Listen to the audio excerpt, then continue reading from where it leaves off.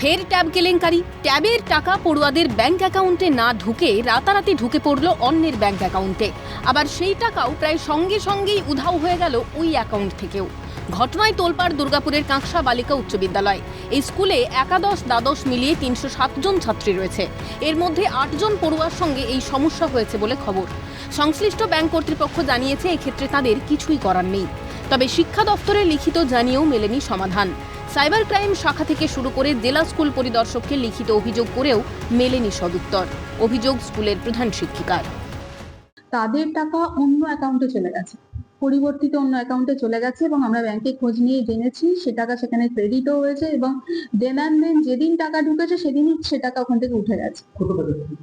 ট্যাবের এক একজনের 10,000 টাকা করে এবং 8 জনের প্রায় 80,000 টাকা। পরবর্তীকালে আমরা ব্যাংকের সাথে যোগাযোগ করাতে ব্যাংকে অ্যাকাউন্ট ফ্রিজ করা ব্যাংক বললো যে এটা তো আমি আপনার এতে করতে পারি না, এটা ঊর্ধ্বতন কর্তৃপক্ষের নির্দেশ ছাড়া করা যাবে না।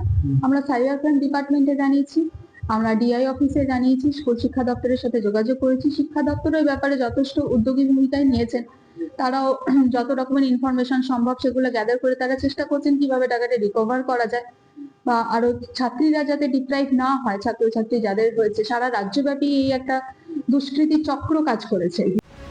ঘটনায় ক্ষুব্ধ প্রধান শিক্ষিকা জানান ৮ জনকে বাদ দিয়েই আপাতত ট্যাবের নথি প্রশাসনের কাছে জমা দেবেন।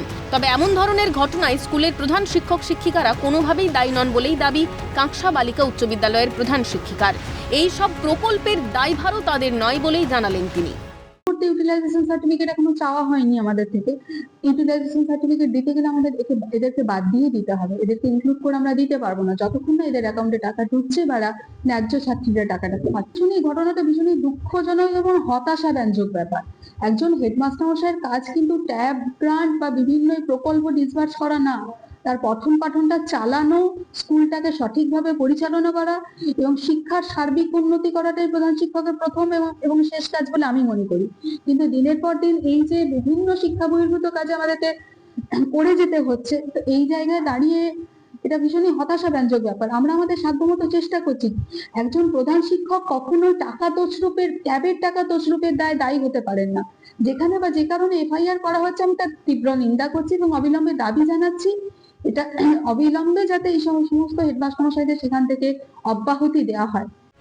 সরকারের এই ট্যাব প্রকল্প নিয়েই প্রশ্ন তুলে দিলেন জেমুয়া ভাদুবালা উচ্চ বিদ্যালয়ের প্রধান শিক্ষক জয়নুল হক। এই প্রকল্পের ফলে পড়ুয়ারা উচ্ছন্নে যাচ্ছে বলে দাবি করলেন তিনি।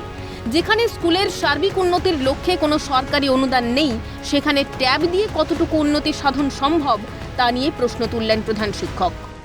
কেন চাইছে টাকাটা ওরা এনে দিয়েছে, এই একটা ভুল বার্তা চলে যাচ্ছে।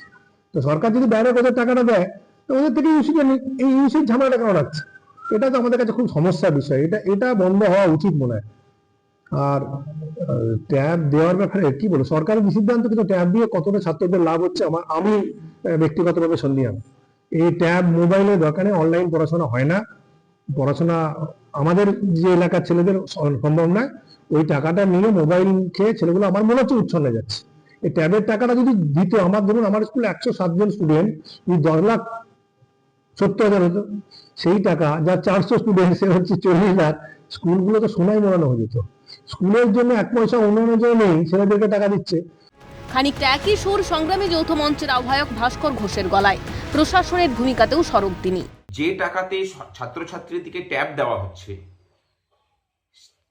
সেই টাকা দিয়েই কিন্তু পরিকাঠামো উন্নয়ন করা যায়, যে পরিকাঠামো উন্নয়ন করলে আসলে ছাত্রছাত্রীরা এই ধরনের প্রযুক্তিগত শিক্ষা লাভ করতে পারেন। সেই ধরনের কোনো উদ্যোগ এই সরকার নিচ্ছে না, নেবেও না।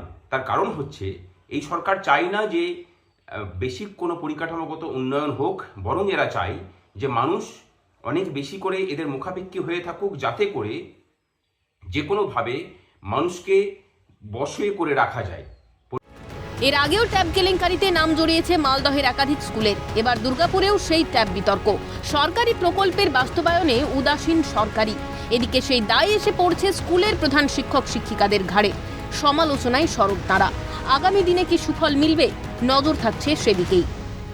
দুর্গাপুরের কাটসা হাই স্কুল কর্তৃপক্ষ বলেছেন যে ইউটিলাইজেশন সার্টিফিকেটের ক্ষেত্রে তারা কিন্তু এই আর্ট ছাত্রীকে বাদ দিকেই তারা কিন্তু এই সার্টিফিকেট জমা করবেন, কারণ এই ক্ষেত্রে অনিয়ম তারা চাইছেন না, কোনো রকম ঝুঁকিও তারা নিতে পারছেন না, এই কারণে যে ওই আর্ট ছাত্রী কিন্তু এখনো ট্যাবের টাকা পায়নি। গোটা ঘটনায় কিন্তু জেলা জুড়ে বিতর্ক তৈরি হয়েছে এবং এই বিতর্কের অবসান এখন কোন পথে হয় সেটাই দেখার বিষয়। দুর্গাপুরের কাটসা থেকে রাজেশ সেনগুপ্ত, ক্যালকাটা নিউজ।